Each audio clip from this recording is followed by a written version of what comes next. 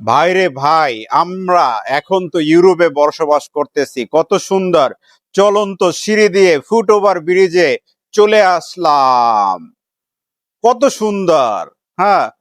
ও মা, একই ফুটওভার ব্রিজে কারা এরা? এরা তো দেখি দুই পাশে বসে আছে অগণিত এলিয়ন। তারা কোত্থেকে আসছে? এত সুন্দর একটা ফুটওভার ব্রিজ, এই ব্রিজে দুই পাশে দোকানপাট দিয়ে ভরে রাখছে। কারা বসাইছে? কোন জিন ভূতে বসাইছে? সেটাই তো জানার বিষয়।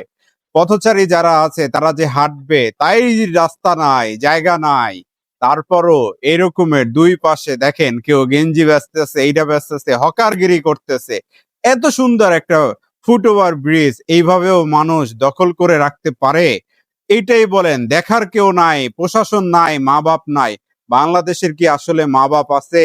কেউই নাই। আমার মনে হয় আমরা মা বাপহীন। যদি এই দেশে কোনো প্রশাসন ভালো লোক থাকতো, তাহলে এইভাবে এত সুন্দর একটা ফুটওভার ব্রিজকে এইভাবে নষ্ট হতে দিত না। এটা ইউরোপ আমেরিকা হইতো।